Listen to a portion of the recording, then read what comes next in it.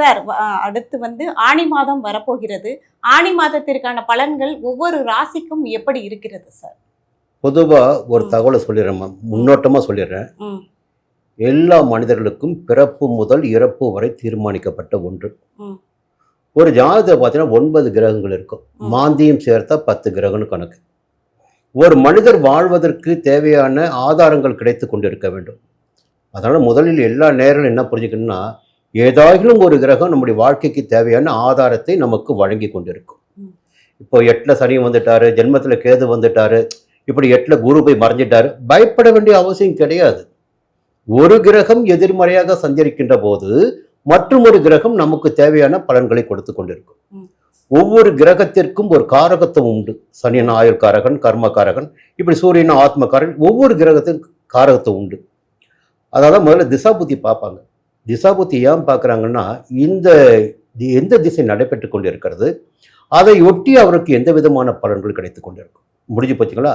அப்படி பார்க்கின்ற போது இந்த ஒவ்வொரு கிரகத்தையும் நாம் பார்க்கணும். இந்த ஆனி மாதம் என்பது தமிழ் மாதம் மிதுன மாதம்னு சொல்லுவோம். மிதுன மாதம் எப்பொழுது சூரியன் ஒரு ராசிக்குள் சஞ்சரிக்கிறாரோ அந்த மாதம் தான், சித்திரை மாதம் தான் மேஷ ராசிக்குள் சஞ்சரிப்பார். அடுத்து வைகாசி ரிஷப ராசிக்குள், இது மிதுன ராசி, மிதுன மாதம், மிதுன ராசி சொல்லலாம். இந்த ஆனி மாத பலன்களில் சூரியன் எங்கே சஞ்சரிப்பார் என்றால் மிதுன ராசிக்குள் சஞ்சரித்து கொண்டிருப்பார் மாதம் முழுவதும். அடுத்து கடகராசிக்கு போவார். முடிஞ்சு பார்த்தீங்களா? இந்த 30 நாட்கள்.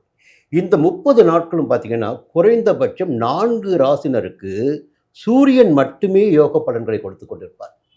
எப்பொழுதுமே சூரியன் 3, 6, 10, 11ஆம் இடத்தில் சஞ்சரிக்கின்ற போது யோக பலன்களை அதிகபட்சமாக அந்த ஜாதகருக்கு கொடுப்பார்.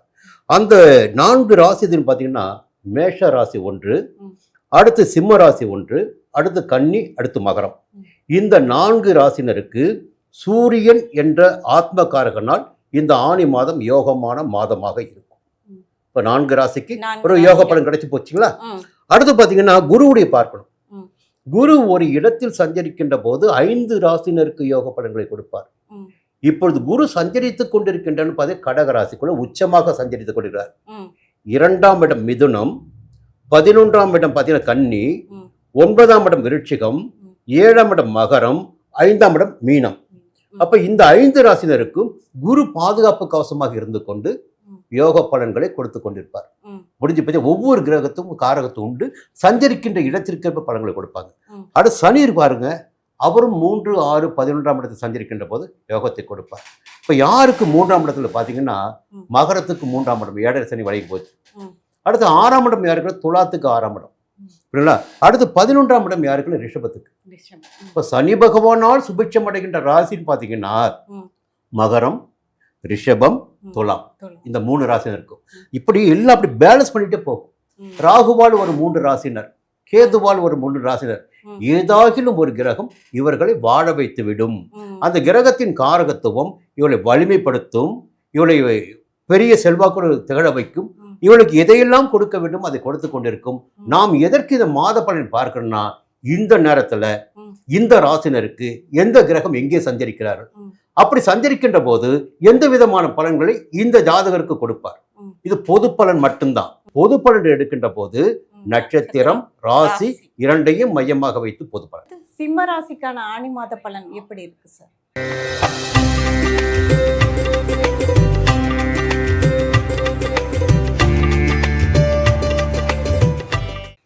நம்ம தொடங்கும் போதே சூரியனால் யோகம் அடையக்கூடிய ராசிகள் சிம்மத்தை சொல்லியிருந்தோம்.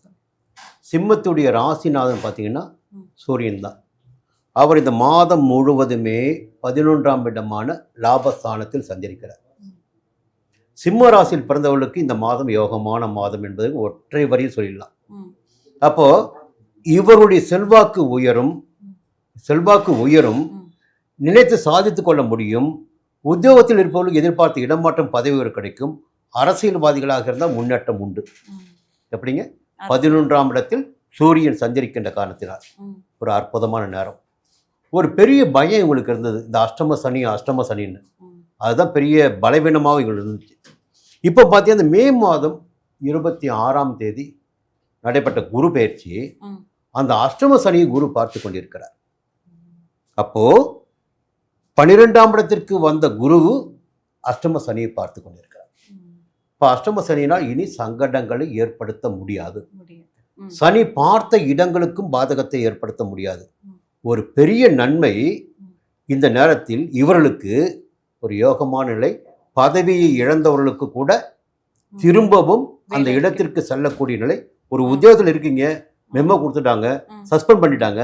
இப்போ என்ன ஆகுன்னா மீண்டும் நீங்க வேலைக்கு போகக்கூடிய அளவிற்கு, ஏன்னா அந்த 8ஆம் இடத்தை சஞ்சரித்த சனி தன்னுடைய 3ஆம் பார்வையாக 10ஆம் இடத்தை பார்த்தார், ஜீவனஸ்தானத்தை. அப்ப சனி பகவானை குரு பார்க்கின்ற போது, இடம் கொடுத்தவர் குரு அந்த வீட்டுல, குரு பார்க்கின்ற போது குருவுடைய சுபத்துவம் எல்லாம் சனிக்கு வந்துடும். அப்ப என்ன ஆகுன்னா அந்த 10ஆம் இடத்திற்கு ஒரு யோக பலன் கிடைக்கும், 2ஆம் இடத்திற்கு யோக பலன் கிடைக்கும், 5ஆம் இடமான பூர்வ புண்ணிய ஸ்தானத்திற்கும் யோக பலன் கிடைக்கும். அப்போ குரு விரயஸ்தானத்தில் சஞ்சரித்தாலும் அவருடைய பார்வை சனிக்கு கிடைக்கின்ற காரணத்தினால் எங்கெல்லாம் பிரச்சனை ஏற்பட்டதோ அந்த பிரச்சனைகள் எல்லாம் மாற்றம் ஏற்படும். ஆச்சுங்களா? அடுத்து பார்த்தீங்கன்னா குருவுடைய பார்வை 4ஆம் இடத்துக்கு, சுகஸ்தானத்திற்கு, மாதுஸ்தானத்திற்கு மகிழ்ச்சியாக இருந்திடக்கூடிய நிலை, சந்தோஷமா கொஞ்சம் ஓய்வு எடுக்கக்கூடிய உண்டு. 6ஆம் இடத்தையும் குரு பார்க்கின்ற காரணத்தினால் உடல்நிலையில் ஏற்பட்ட பாதிப்புகள் விலகும், ஆரோக்கியம் சீராகும், எதிர்ப்பு விலகும், வழக்குகள் ஜெயமாகும்.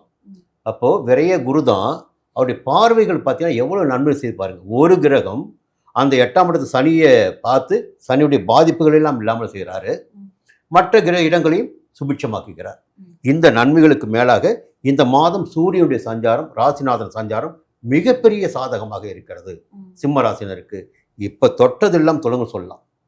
புதனுடைய சஞ்சாரம் சாதகமா இருக்கு. ஒரு புதிய ஒப்பந்தங்கள் கையெழுத்தாவது, புரியுங்களா? புதிய இடம் வாங்குவது, இல்லை ஒரு கம்பெனி வச்சிருக்கீங்க, ஒரு ஒப்பந்தங்கள் எதிர்பார்க்குறீங்க, கண்டிப்பாக கையெழுத்து ஆகும், அதுவும் சாதகமாக இருக்குது. சுக்கிரனுடைய சஞ்சாரம் பார்த்தீங்கன்னா ஒரு நல்ல நிலைமையினை, ஒரு சந்தோஷமான நிலையினை, கணவன் மனைவிக்குரிய இணக்கமான நிலையினை, ஒரு வெளிவட்டாரத்தில் ஒரு இணக்கமான நிலையினை சுக்கிரன் கொடுத்துடக்கூடிய இருக்கார். நவீன பொருட்கள் வாங்க முடியும், ஆடை ஆபரணம் வாங்கிட முடியும், புரியுங்களா?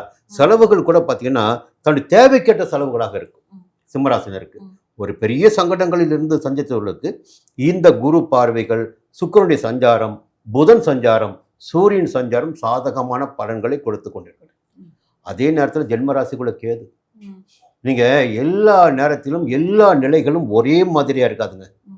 எல்லாம் பணம் கிடைக்கும், இன்னைக்கு வேற ஒன்று கிடைக்காம போயிடும், பதவி கிடைக்கும், வேற ஒன்று கிடைக்காம போயிடும். வாழ்க்கையில் ஜாதகத்தில் பார்த்தீங்கன்னா பல தலைவருடைய வாழ்க்கையை நமக்கு ஆதாரமாக இருக்கும். அதுக்கு ஒன்று கிடைத்தால் மற்றொன்று கிடைக்காது. அப்போ ஜென்ம ராசிக்குள் கேது சஞ்சரிக்கின்ற போது ராசிநாதன் 11 இருக்காரு, லாபத்தை கொடுக்க போறாரு, அந்தஸ்தை உயர்த்த போறாரு, செல்வாக்கை அதிகரிக்க போறாரு. ஜென்ம ராசிக்குள்ள இருக்கிற கேது உங்களுக்கு பிரச்சனைகளை உண்டாக்கி கொண்டே இருப்பார். ஏதாகிலும் ஒரு நெருக்கடியை கொடுத்து கொண்டே இருப்பார். எங்காகிலும் ஒரு நெருக்கடி இருந்துகிட்டே இருக்கும். ஒரு மனதுக்குள்ள பார்த்தீங்கன்னா ஒரு பெரிய குழப்பம், போராட்டம் இருந்துகிட்டே இருக்கும்.